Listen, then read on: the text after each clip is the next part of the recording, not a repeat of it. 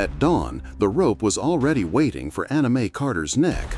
It dangled from a crooked beam in the middle of Dry Creek Square, swaying slightly in the cold wind that swept down from the barren hills. The wooden gallows looked hurried, built from old crates and timber stolen from the abandoned mine. But it was enough. In this town, the rope didn't need to be polished, just ready. By the time the first sliver of sunlight broke over the desert horizon, the crowd had already gathered. Dozens of boots scuffed against the dust, spurs clinking, voices hissing like snakes in dry grass. Men spat tobacco into the dirt. Women folded their arms, lips pressed thin with judgment. Even children stood on their toes, their eyes wide with the thrill of violence. "They say she poisoned her boss," one man whispered. "And emptied his safe," another added. "Shoulda let the coyotes finish her," a woman hissed, loud enough for Anna Mae to hear. Bound in rough hemp rope, ankles raw from iron shackles, Anna Mae stood at the center of it all. Her cream dress, once decent Sunday cotton, now hung in tatters, smeared with dirt, sweat, and blood. Her dark hair fell loose across her face, hiding the bruise on her cheek and the swollen eye that refused to open. She did not cry, not anymore. That had ended in the night, somewhere between the beatings and the silence, when she realized tears would buy her nothing. The sheriff would not look at her. The mob wanted a show, and the preacher's voice, thin, uncertain, was already drifting over her head. Reverend Cole clutched a damp Bible, his hands shaking. "The wages of sin is death," he began, but his voice faltered when he met her gaze. For the briefest moment, his lips pressed shut. He knew, deep down, he knew this wasn't justice. But fear of the mob was heavier than faith. Sheriff Jedediah Rudd leaned against a post, chewing on a matchstick. His arms folded, his jaw square. He wasn't here for God or truth. He was here to keep order. And if order meant a girl hanging by her neck before breakfast, so be it. The hangman, a drunk with trembling hands and a hacking cough, tightened the noose. He avoided her eyes, focusing only on the knot. Anna Mae lifted her head at last, staring past the crowd, past the gallows, into the pale desert sky. Her lips moved, though her voice was no more than a whisper. "Even though I walk through the valley of the shadow of death, I will fear no evil, for you are with me." Psalm 23:4. A bottle shattered near her feet. The crowd jeered louder, restless for the drop. Sheriff Rudd gave a nod. The hangman stepped back. The square went still. And then it came. Thunder. Not from the heavens, but from hooves pounding against the hard-packed earth. A single horse tearing through the morning quiet, black as coal, dust exploding in its wake. Every head turned. And in that heartbeat, Anna Mae Carter's rope stopped swaying. The black stallion reared in the center of Dry Creek Square, kicking up a storm of dust that blinded half the crowd. The horse's muscles rippled in the early light, nostrils flaring, hooves slamming the ground like thunder. On its back sat a man wrapped in a long, ash-gray duster that trailed behind him like smoke. His wide-brimmed hat cast his face in shadow, but his presence alone silenced the mob. The revolver in his hand gleamed like fire. He raised it high and pulled the trigger once. The gunshot cracked across the square, louder than a whip, louder than the preacher's half-read sermon.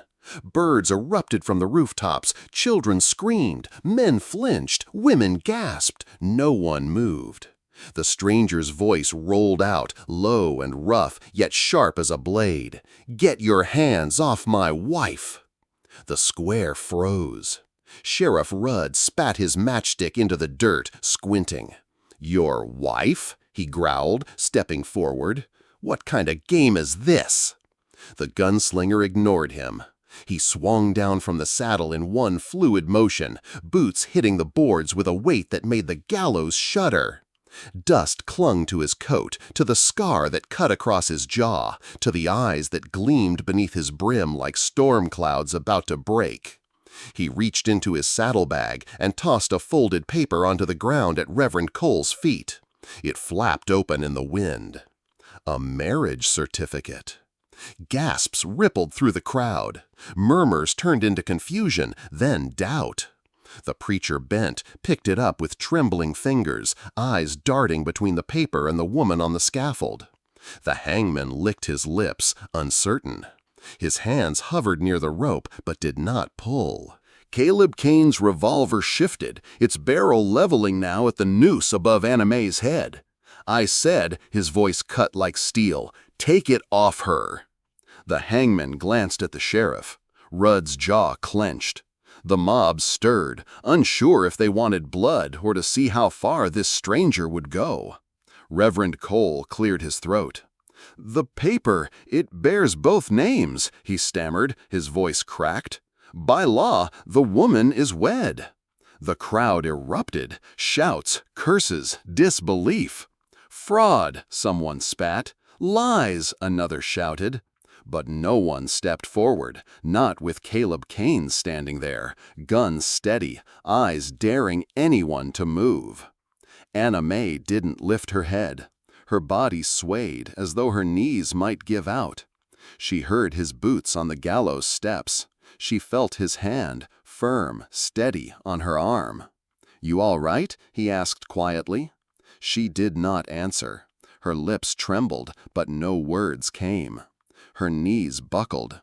Caleb caught her before she fell, scooping her into his arms as if she weighed nothing. Then a crack split the morning, the unmistakable sound of a rifle fired from the crowd. Caleb spun, firing back before the echo had even faded. His bullet struck true, dropping the would-be shooter in the dust.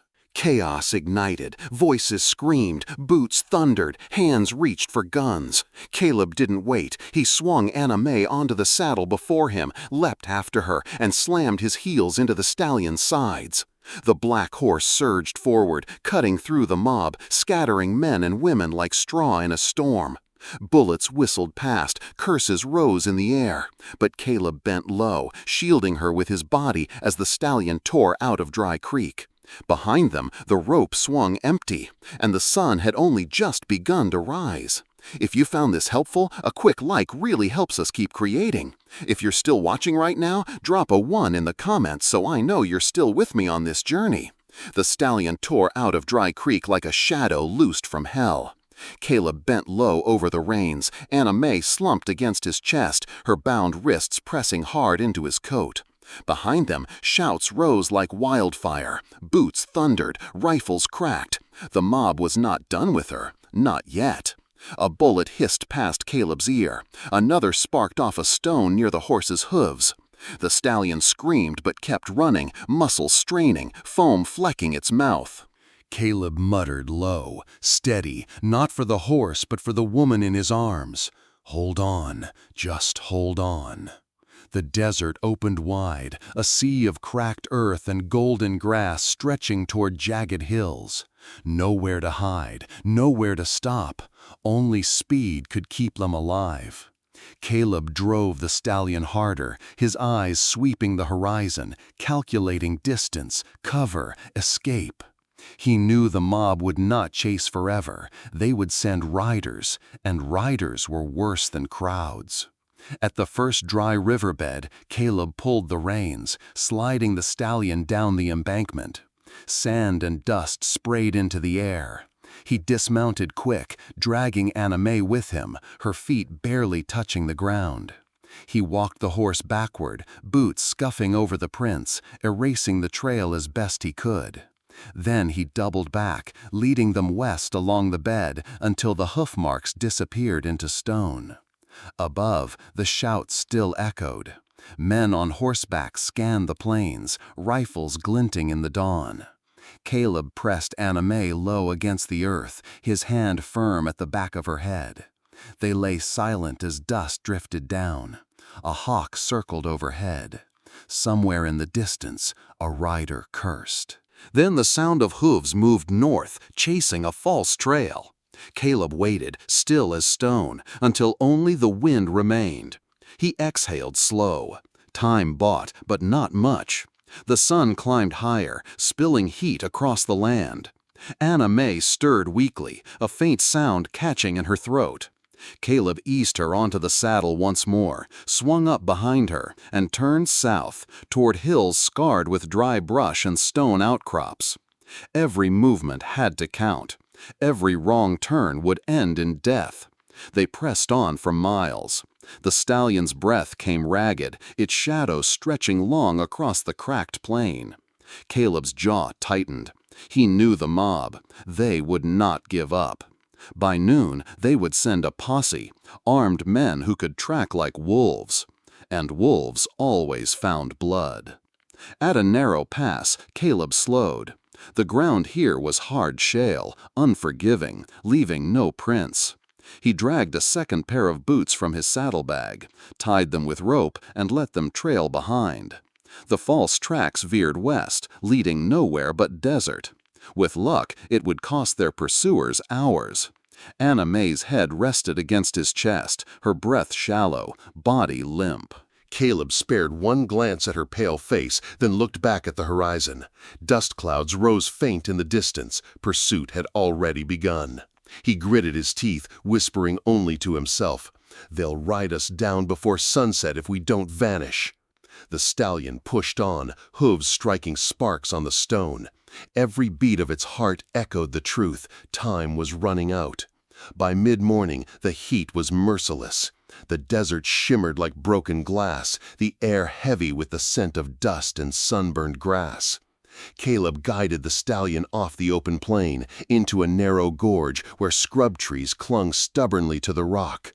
There, half hidden behind a tumble of boulders, he found what he needed, a shallow cave carved into the hillside. Shade, coolness, silence. He dismounted, easing Anna May down from the saddle. Her legs buckled at once. He caught her before she fell, lowering her gently to the packed earth. Her dress was stiff with sweat and blood, her face ghostly pale. For a moment, she did not move at all. Caleb crouched beside her, his hand pressed to her throat until he felt the faint but steady beat of her pulse. She was alive. He unhooked a canteen from his saddlebag, trickled a few drops onto her lips. She coughed weakly, eyes fluttering open. For the first time since Dry Creek, she looked at him, really looked. "Where?" Her voice cracked, rough as gravel. "Safe," he said simply. His tone was low, calm, as if words themselves might startle her. Safe enough for now. She blinked, dazed, trying to piece together the fragments of memory. The noose, the crowd, the gunshot, the man on the black horse. Her gaze drifted to the revolver still strapped at his hip, then back to his face. Her lips trembled. "Why?" Caleb tilted his head. "Why what?" Her throat tightened. The words scraped out. "Why did you save me?" For a long moment, silence filled the cave. The wind outside shifted, carrying with it the faint echo of distant riders. Caleb's jaw flexed, his eyes fixed on the dark mouth of the gorge. When he finally spoke, it was quiet, steady. "Because you didn't cry." Anna May frowned. "What?" "When they dragged you through that square. When they tied your hands, pulled the rope tight. You didn't beg, you didn't scream, you didn't cry." He leaned back, resting his forearms on his knees. His voice was flat, but beneath it lay something harder, something that refused to break. Only the innocent do that. She stared at him, heart thudding. "I didn't cry because I knew no one would listen." "Exactly," Caleb said. His eyes flicked to her, sharp and unflinching. "That's how I knew." For a moment, neither spoke. The firelight, no, not fire, just the dim glow of the cave's reflected sun, cast long shadows across his scarred face. Anna May shivered, though the air was stifling. She wrapped her arms around herself, as though to hold in the fear pressing against her ribs. "Who are you?" she whispered. Caleb did not answer. He pulled a rag from his saddlebag, dipped it into the canteen, and began wiping the dust and blood from her wrists. His touch was steady, practical, almost detached. Yet in that silence, she felt the weight of something unspoken. She wanted to ask again. She wanted to demand more. But exhaustion stole her voice, dragging her into darkness before she could. Caleb watched as her breathing slowed. Only when he was sure she slept did he turn toward the gorge, rifle across his lap, eyes fixed on the horizon. The mob had lost them, for now. But the desert never forgot a trail. The cave held through the heat of the day, its cool stone a small mercy against the desert sun. Anna May slept in fits, stirring now and then with a groan, while Caleb kept watch at the entrance. He sat cross-legged, rifle balanced across his knees, eyes sweeping the pass below. Hours passed. The wind carried only dust and the cry of hawks. When Anna May woke again, it was near dusk. The air had cooled, shadows stretched long across the canyon. She found Caleb where he had been all along, silent as carved rock. His coat lay folded beside him, his wide-brimmed hat pushed low over his brow. "You haven't moved," she said softly, voice still raw. "Didn't need to." She struggled upright, pulling the blanket around her shoulders. "You could have left me," she murmured, more to herself than to him. "You had no reason to stay." Caleb's jaw tightened. For a long while he said nothing. Then, without turning, he spoke. "I wore gray once." Anna May blinked. "Gray?" He lifted his hat, eyes catching the last light of the dying sun. "Confederate colors. Virginia Regiment. I was a soldier before I was anything else." The words came slow, as though dragged from a place long buried. "I was 17 when I first held a rifle.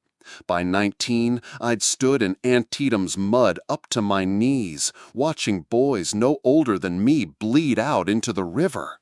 We thought we were fighting for land, for honor. Truth is, we were just fighting because someone told us to." Anna May listened, still as stone. His voice carried no pride, no fire, only the weight of memory. When the war ended, there wasn't much left. Farms burned, families broken. Men like me, we didn't belong anywhere. Too much blood on our hands to go back home. Too little mercy in us to start over clean. He shifted, rubbing the scar that cut down his neck. So I sold my gun. Town to town, name to name. Bounty hunter. It paid well enough. 21 jobs, 21 bodies. Every one of them swore they weren't guilty. Every one of them begged. His eyes flicked to her, sharp and cold. "But you didn't." Anna May's breath caught. The fire inside her chest burned with questions, with fear, but she forced her voice steady. "And now? Do you still believe it was just work?" Caleb looked away, toward the horizon where night pressed down like a heavy hand. His silence was answer enough. The cave darkened. Crickets began their song in the brush. Anna May pulled the blanket tighter, shivering despite the warmth. She thought of the noose, of the crowd screaming for her death, of this man who had lived his whole life by the gun. Something inside her whispered that perhaps they were not so different. Two souls condemned by other people's judgments, bound together now by accident or providence. Caleb set the rifle beside him, leaning his head back against the stone. His voice was low, almost lost to the dark. "War taught me one thing. Killing's easy. Living after it, that's the hard part." The fire was little more than embers by the time Anna May stirred from uneasy sleep. Caleb had built it small, careful not to draw light into the night. He was gone now, slipped into the darkness with only his knife. Hunting, she guessed. Silence pressed heavy around her. She rose slowly, her body stiff, hands trembling as she gathered what little they carried. Canteens, tin plates, the folded blanket she had used as a pillow. When her fingers brushed the hem of his long duster, slung carelessly across a rock, she meant only to fold it. But something slipped from the pocket. It was a slip of paper, creased and yellowed, stained at the edges. She froze, staring at the ink that scrawled across it in hard, unfeeling letters. Anna Mae Carter, $500, clean, paid. Her stomach turned. She unfolded it fully, her name burning on the page like a brand. No flourish, no explanation, just a target. The desert seemed to fall silent. Even the wind held its breath. Her hands shook as she clutched the paper. Her throat felt dry, the words clawing their way up even before she heard the brush behind her shift. Caleb emerged from the shadows, a rabbit slung over his shoulder, knife slick with fresh blood. Their eyes met instantly. He saw the paper. He did not flinch. Anna Mae's voice was raw but steady. "You were hired to kill me." "Yes." His reply was flat, without defense. "For $500. He nodded once. Her breath caught, sharp and painful. "How many others?" 21, he said without hesitation. "You would have been 22. The world tilted beneath her. She staggered, but did not sit. Could not. She stared at him, the man who had pulled her from a noose, carried her across the desert, fed her water with his own hands. The man who had watched her not as prey, but as something else. And yet here, in her hands, was proof of what he had been paid to do. Her voice cracked. "All that time, you were watching me. You were deciding." Caleb's jaw worked. "I was." His eyes were sharp, unyielding. "Deciding if you were someone who deserved to die." Anna Mae's heart hammered in her chest. For a moment, she thought she might break, thought she might run into the dark and let the desert swallow her. Her fingers tightened around the paper until it nearly tore on its own. Then, with a sudden motion, she ripped it clean down the middle. Caleb didn't move. She tore it again and again until the bounty slip was nothing but scraps fluttering down into the dirt like dead leaves. Her breath shook, but her voice did not. "You didn't pull the trigger. You didn't run. You didn't lie." Her eyes locked on his, fierce even through tears. "So I won't either." The last scrap slipped from her hand into the dying fire. It curled, blackened, and vanished in the flames. For the first time, Caleb's gaze shifted. Not with pride, not with fear, but with something harder to name. Anna Mae sank back to her blanket, her chest heaving. She did not thank him. She did not forgive him. But she stayed.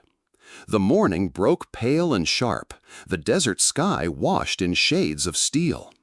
Caleb rose before dawn, silent as always, moving with a soldier's discipline. He checked the horse, repacked the bags, stoked the fire for one last cup of coffee. Anna Mae watched from the blanket, her eyes heavy but alert. When he set the tin cup down beside her, she noticed something else lying in the dirt, a revolver. She stared at it.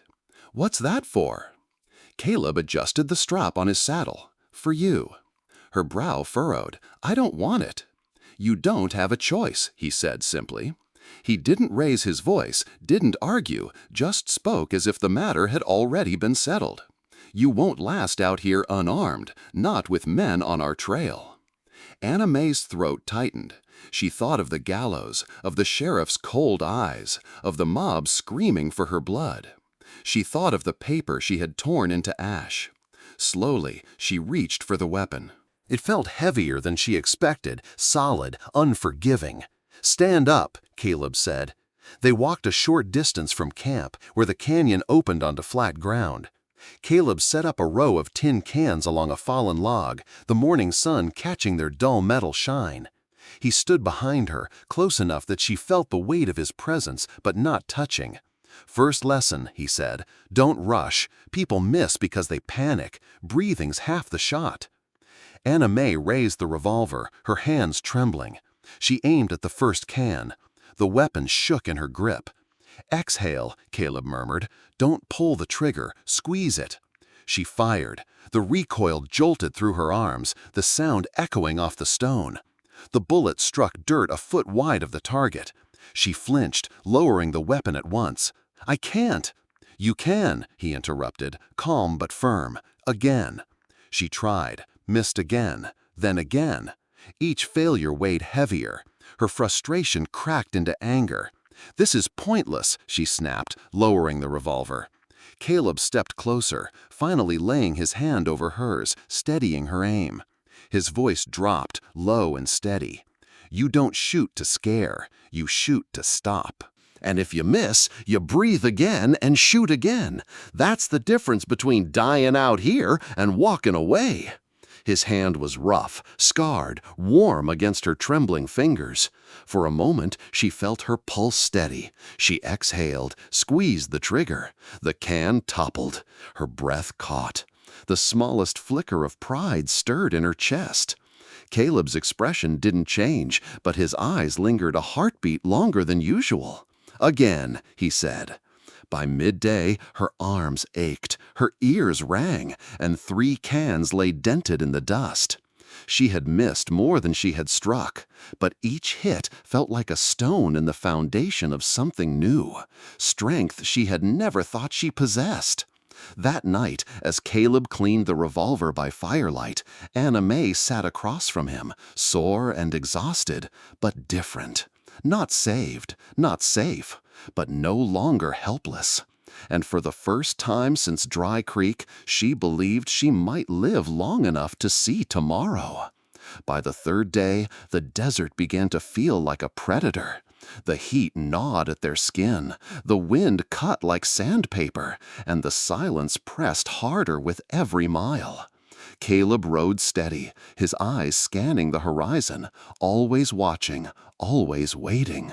Anna May had begun to sense it too, the feeling of being hunted.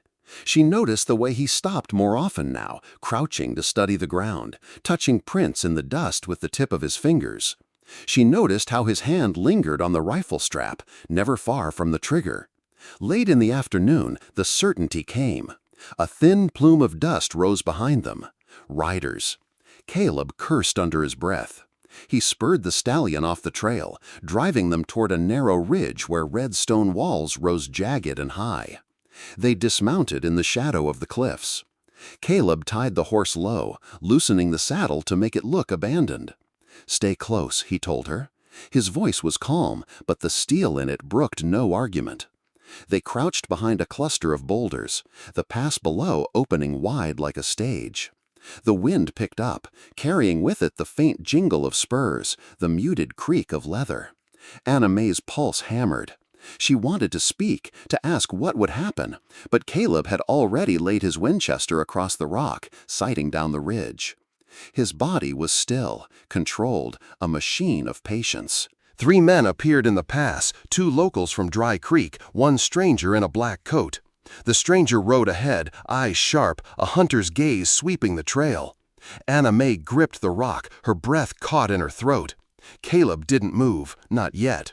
The first rider dismounted, bending to study the prints in the dust. His voice carried faint on the wind.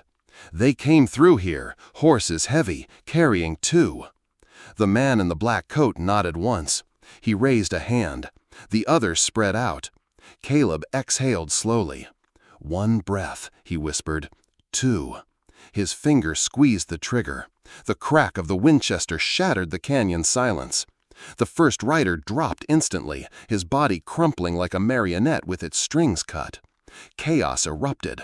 The man in the black coat wheeled his horse, barking orders. Another rider spun, reaching for his revolver. Caleb's second shot caught him mid-turn, the bullet swimming into his chest. He pitched backward, boots slipping from the stirrups, eyes wide with disbelief. The third man, black coat, spurred hard, fleeing down the pass. Caleb shifted, aiming again, but stopped. He lowered the rifle. Anna May's chest heaved, her eyes wide, locked on the bodies cooling in the dust below. She had seen death before, executions, sickness, but not like this, not fast, not merciless. Her hands trembled. She turned to Caleb, searching his face.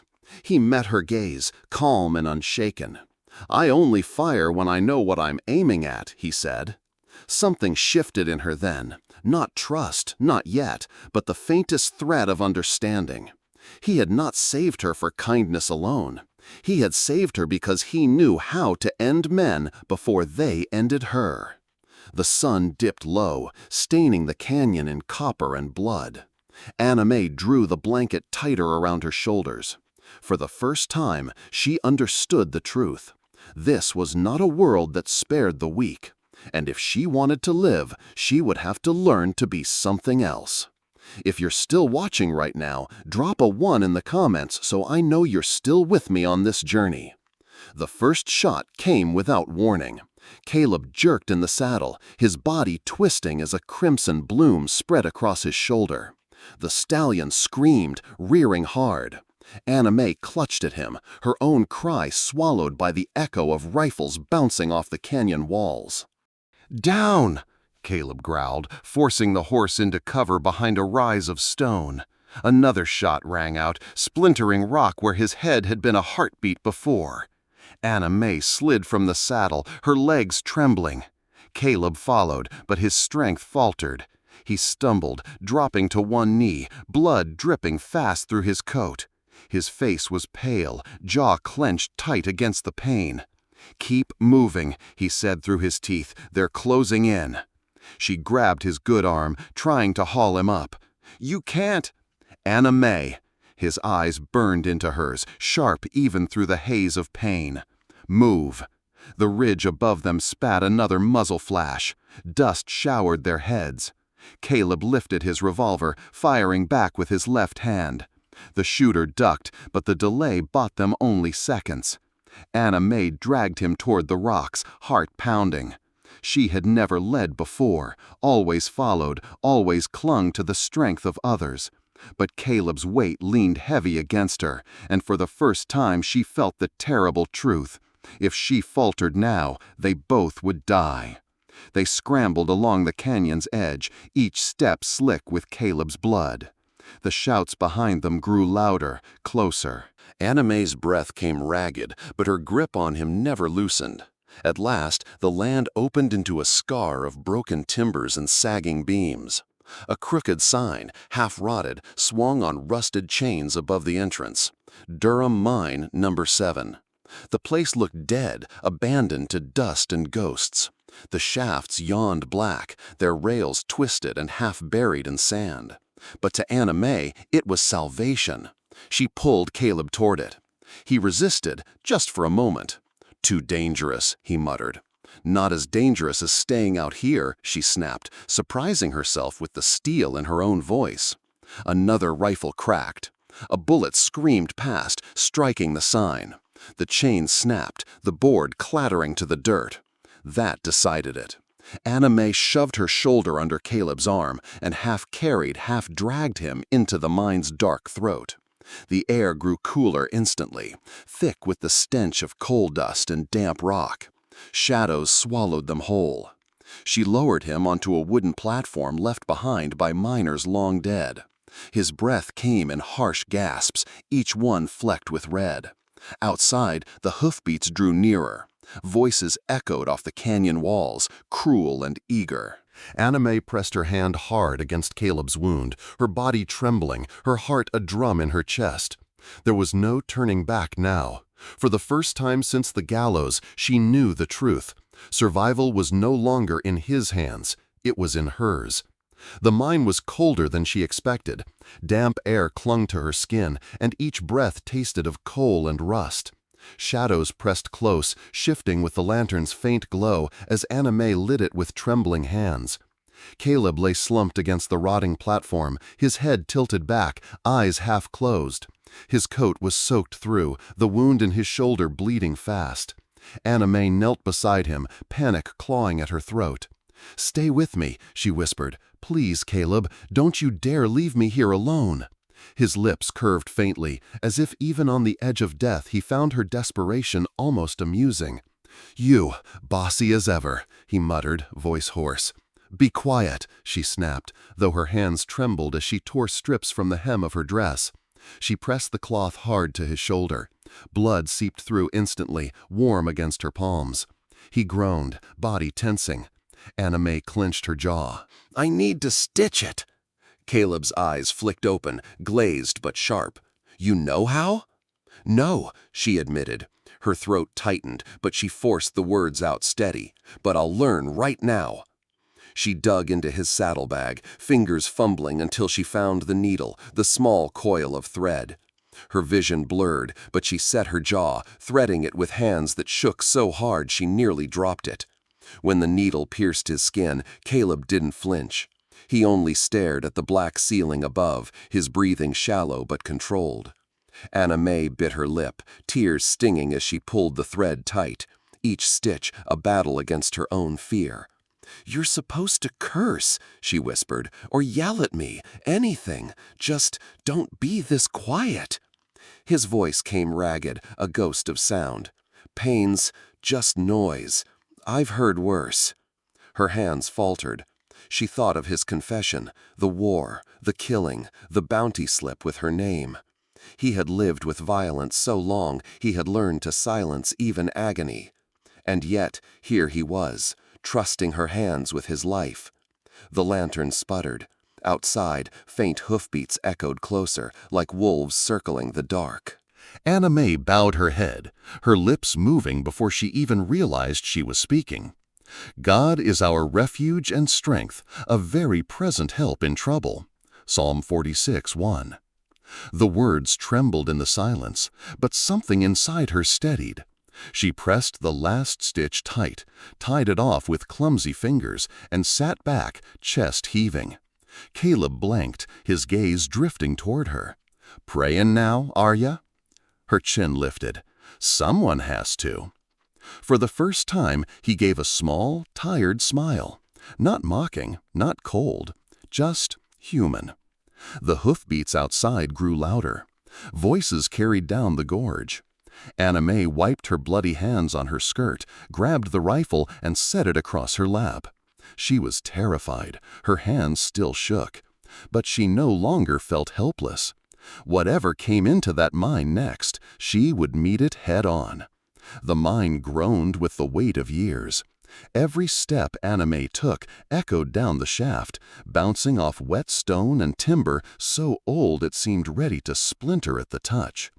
Her lantern flickered against walls scarred with pick marks, relics of men who had once clawed silver from the earth before abandoning it to silence. She hadn't meant to wander far. Caleb needed her. But when she went searching for a stronger beam to brace his weight, she saw it, half buried under torn tarps in a dark corner. Wooden crates, their stenciled letters faded with dust and time. She crouched, brushing dirt away with trembling fingers. Her breath caught. Dynamite. Her first thought was fear. Her second was temptation. She stared at the crates, the fuse coils, the powder seeping faint where the wood had split. Old, yes. Dangerous, yes. But deadly all the same. The hoofbeats outside echoed again, closer now. Voices called in the gorge, rough and certain. They would come. Not tonight, then tomorrow. Not tomorrow, then the next day. Sooner or later, they would smoke them out. Anna May's chest tightened. She remembered the noose, the mob's jeers, Caleb bleeding in her arms. She remembered the boy in town who had once begged for bread, the girl she had defended against a cruel boss. Every time, silence had been her answer, but silence would not save them now. She pulled the tarp fully aside, her fingers tracing the length of a fuse. Her heart pounded, every beat telling her she was stepping into something she had never dared before. But instead of fear, there was a strange stillness. She worked quickly, unpracticed, clumsy, but determined. She dragged several sticks of dynamite across the floor, laying them along the lower shaft where the timbers sagged most. She threaded the fuse line carefully, pulling it toward the platform where Caleb lay. Her mind whispered doubts with every knot, every coil. "You've never done this. You'll blow yourself apart. You're just a girl in a broken dress with blood on her hands." But another voice, quieter, steadier, rose against it. "You are alive, and you will fight." Anna May knelt in the dust, tying the last fuse. Her hands shook, but she smiled through it, small and fierce. When she returned to Caleb, he stirred weakly, his voice a rasp. "What are you doing?" She met his eyes, for once unflinching. "They'll come into this mine," she said. Her voice no longer wavered. "They always do." Caleb's brow furrowed. "Anna May." She laid the lantern beside her, the fuse coiled at her feet. Her answer was simple. "You said I needed to learn how to shoot. You never said I couldn't learn how to fight." Caleb closed his eyes, exhaling slow, as though surrendering to her choice. Or perhaps acknowledging it was never his to make. Anna May sat beside the fuse, rifle across her knees, listening to the night wind howl through the broken timbers. For the first time, she was not waiting to be saved. She was waiting to strike. The night dragged long, filled with the distant murmur of men circling outside. Anna May sat with her back to the stone, rifle across her lap, eyes fixed on the black mouth of the shaft. Caleb lay behind her, breathing shallow, his skin pale as ash. When the hoofbeats stopped, the silence was worse. Her fingers tightened on the stock of the rifle. She knew what came next. A voice shattered the quiet, rough, commanding. "They're in there, both of 'em." Anna May's pulse thundered. Lanterns bobbed into view, slicing the darkness as figures crept down the path into the mine. Shadows grew long across the stone. She reached for the fuse. The first man stepped inside, boots crunching on loose gravel. A second followed, rifle raised, eyes sharp. More moved behind them, their voices echoing low. "Kane's too hurt to run. Girl's worthless. Shoot him. Drag her back alive." The words struck like knives, but Anna May did not flinch. She struck the match. The flame sputtered, caught. The fuse hissed to life, sparks crawling like fire snakes toward the dynamite buried in shadow. The men advanced, their lanterns lighting the jagged walls. One spotted her silhouette. His voice rose. "There, by the platform!" Anna May didn't hesitate. She fired once, the crack shattering the tunnel. The man staggered, clutching his chest, lantern crashing to the dirt. Darkness swallowed them. Chaos exploded. Shouts, boots pounding, rifles lifting. And then, boom! The earth convulsed. The shaft roared like the throat of hell itself. Fire erupted in the tunnel, swallowing timbers, rock, and men in a single scream. The blast hurled Anna May backward against the wall, heat searing her skin, dust choking her lungs. The ceiling groaned, timbers snapping like bones. Rock crashed down, filling the shaft with smoke and fury. Voices cried out once, then were buried beneath stone. Silence followed. Anna May coughed hard, pressing a hand to her mouth as the dust cleared. The air reeked of powder and blood. Her ears rang, but through it she heard only one sound: Caleb's faint, ragged breathing behind her. She pushed herself up, trembling, eyes stinging. The passage leading deeper into the mine was choked with rubble. The way out behind them was sealed tight. But the hunters were gone. She had done it. Her chest heaved, half from terror, half from something fiercer. Not relief, not pride, but the realization that she had crossed a line she could never return from. Her hand still shook as she reloaded the rifle. She turned back to Caleb, who stared at her through half-lidded eyes. "You set it off," he rasped. "I did." Her voice was steady, harder than it had ever been. His lips curved in the faintest smile. "Didn't think you had it in you." Anna May sank to her knees beside him, her hair loose and dust-choked, her body aching. She met his gaze unflinching. "Neither did I," she whispered. The mine groaned around them, stones settling into silence. In the flicker of the dying lantern, Anna May Carter was no longer just a girl saved from a rope. She was the one holding back the dark. The mine was still settling, the timbers creaking like the groans of dying men. Dust hung thick, glittering faint in the last glow of the lantern. Anna May pressed a scrap of cloth harder to Caleb's shoulder, but the blood kept seeping, hot against her hands. "Stay with me," she whispered fiercely. "Don't you dare slip away now." Caleb's eyes fluttered open, dull with pain. He tried to push her hand away, but his strength faltered. "Anna May," his voice was barely a rasp, Let me go. Her throat clenched. No. You've done enough. You fought. You lived. That's more than most. You don't need me dragging you down. Tears burned her eyes, but her jaw set. Don't you tell me what I need. For the first time since she'd met him, his mask cracked. Beneath the grit and scars, there was a man who had carried too much death, who had believed himself worth nothing but killing. And now he wanted to surrender to the dark because it was easier than believing in something else.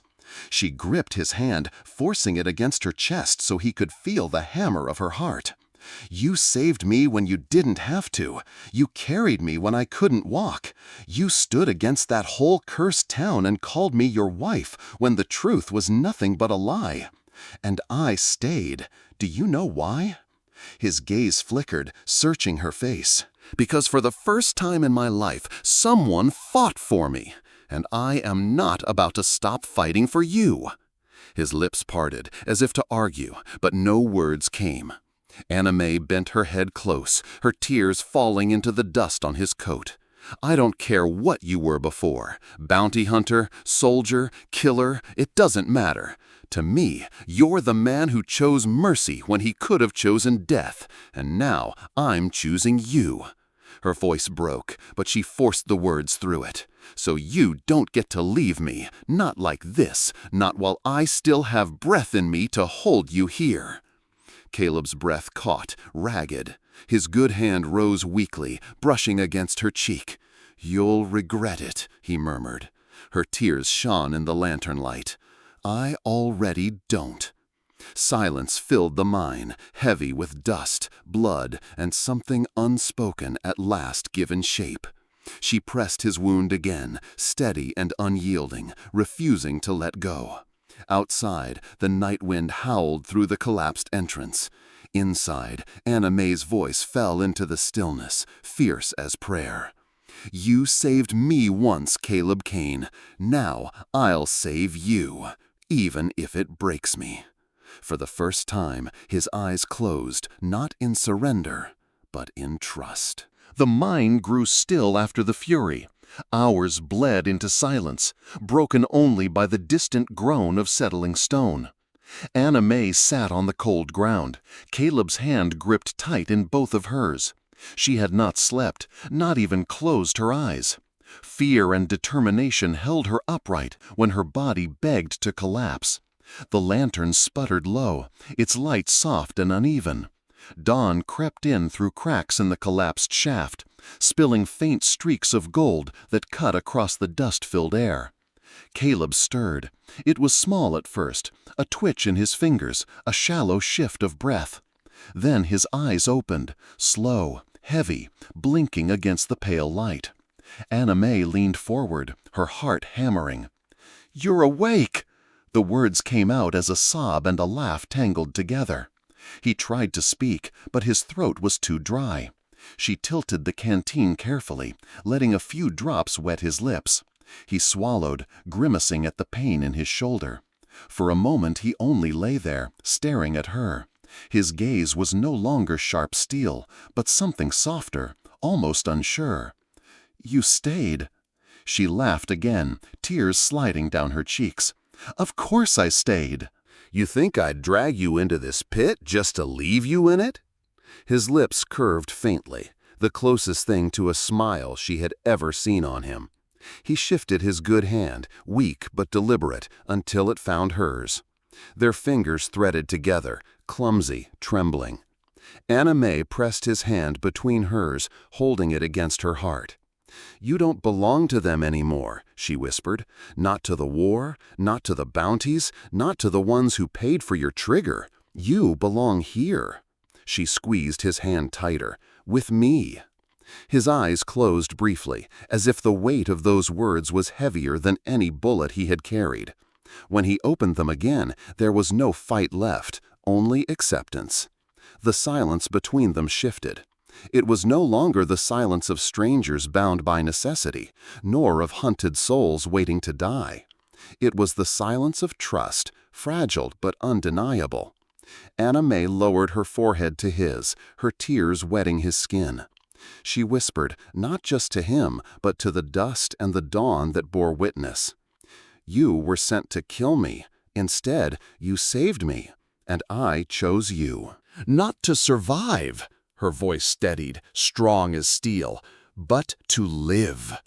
Caleb's breath shuddered out, slow and deep. His fingers tightened weakly around hers. Then I'll live, he murmured, if only because you said so. The light from the cracks widened as the sun climbed higher, painting the mine's ruin in gold. The world outside waited, harsh, uncertain, still full of enemies. But here, in the hollow dark, something new had begun. Two souls, once marked for death, had chosen each other instead. If you like this video, please comment number 9. If you don't like it, please comment number 0. Loretto was not the kind of town that asked questions. It sat low on the border, a scattering of adobe walls and wooden porches half buried in dust. Sunlight bleached the signs until the paint peeled, and the wind carried the smell of mesquite smoke and coffee from doorways where people lingered without ever asking who was new and who was running. On the far end of Main Street stood a small cafe, walls whitewashed, roof patched with tin. Above its doors swung a hand-painted sign, faded but proud, Ellie's. Every morning, the porch filled with the scrape of chairs and the murmur of cowhands trading ghost stories with silver in their pockets. Inside, Anna May moved with quiet purpose, apron tied firm at her waist, a streak of flour across her cheek. She hummed while pouring coffee, the tune soft and steady, as though anchoring the place against the restless wind outside. Behind her, fixing a stubborn shutter on the cafe's left window, was Caleb. His coat no longer hung on him like armor. His sleeves were rolled, his scars bare in the sunlight. He drove the last nail with the heel of his palm, stepped back, and studied his work with the same care he once gave a rifle sight. The rhythm of their lives had become something simple, something neither of them thought they would ever hold. She served, he built. Together, they kept the cafe breathing.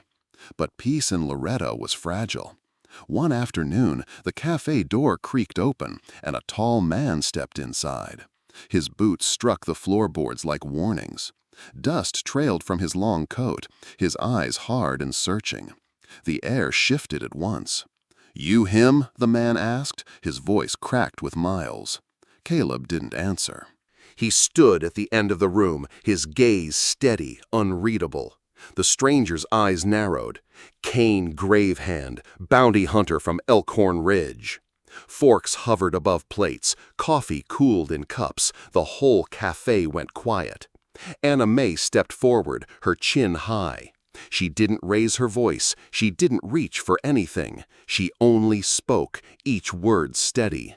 "No, that man doesn't live here anymore." The stranger tilted his head. His hand lingered near his belt, but his eyes flicked between Anna May and Caleb. Whatever he saw in Caleb's silence, no longer threat, but no weakness either, made him pause. Anna May's voice did not waver. He used to belong to death, to whoever paid the most, but not anymore. Now he belongs to no one except me. The room breathed again, though slow, cautious. The stranger gave a long look, then nodded once. Without another word, he turned and walked back into the dust. Silence stretched. Anna May's hand trembled only after the door closed. She turned to Caleb, her eyes searching his face. He exhaled, slow, the faintest smile tugging his mouth. "Not everyone needs an explanation," he murmured. Her chest eased. She stepped closer, wiping her hands on her apron. For a long moment they stood together in the quiet hum of the cafe, neither speaking, both knowing peace was never permanent. Outside, the sun dipped low, painting the street in amber. Anna May leaned against the counter, looking toward the horizon. Her voice fell soft, a prayer more than a statement. "You were sent to kill me, but you chose to save me, and in the end, I chose you. Not to survive, but to finally live.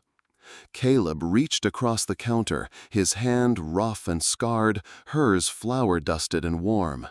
Their fingers entwined in the fading light. And for the first time, the past felt far enough away that tomorrow seemed possible. The sunsets in Loreto always came slow, as if the desert itself refused to let go of the light. Gold bled into copper, copper into red, until the sky above the border town looked like fire spread thin across the horizon.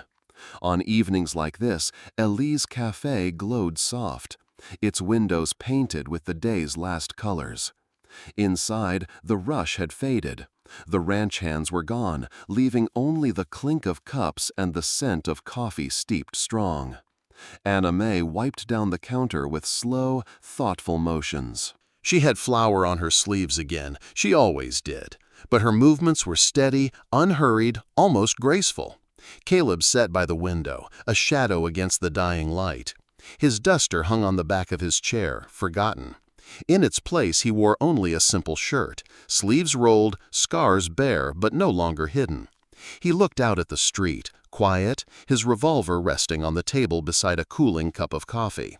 Not as a threat, just as part of him that would never fully leave.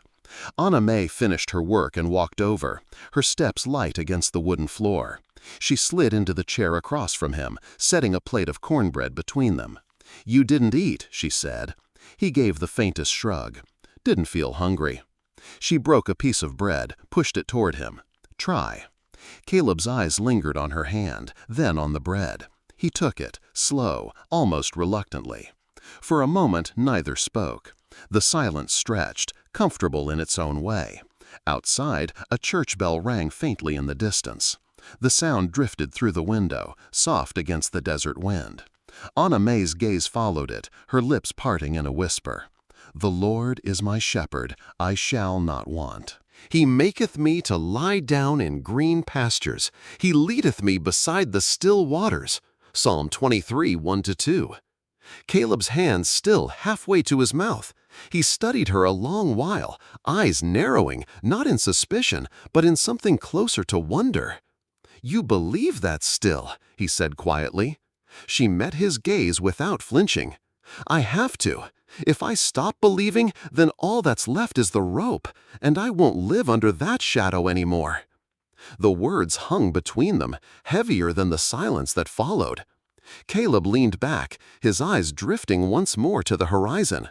For the first time in years, perhaps decades, his shoulders eased. They sat together like that, watching the last light sink behind the hills. No gunfire, no hoofbeats, just the wind, the bell, and the slow settling of peace. When darkness finally claimed the sky, Caleb reached across the table. His hand, rough and scarred, found hers, flour-dusted, warm, steady. Their fingers threaded together, stronger than any vow spoken aloud. Anna May smiled, faint but real. "You see," she murmured, "even wolves learn to rest when the shepherd calls." Caleb didn't smile back, not fully, but his thumb brushed over her knuckles and his eyes held a quiet resolve. "Then I'll rest," he said, "as long as you're beside me." The lanterns flickered to life in Eliza's cafe, their glow pushing back the dark. Beyond the walls, Laredo carried on, a town of second chances where scars were just part of a man's handshake and stories faded faster than the wind. But here, at a corner table beneath a painted sign, two people who were never meant to survive had chosen not just life, but each other. And as the desert night wrapped around them, Anna May Carter and Caleb Kane found what neither gallows, nor gun, nor mine could ever take away: hope. The desert may have changed, but its stories still breathe. When we listen to tales like Anna May and Caleb's, we are reminded of a time when every choice weighed heavy, when mercy was rarer than gold, and when love, if found at all, was fought for with grit and blood. Perhaps you, too, have carried scars, known loneliness, or felt the pull between surrender and hope. Their journey is more than a story of survival. It is a mirror of the strength that endures in us all. If this tale stirred something in your heart, the dust of memory, the ache of sacrifice, or the quiet flame of faith, then you belong with us. Subscribe and ride along for more true Wild West stories where justice is raw, love is fierce, and hope always finds a way beneath the endless sky.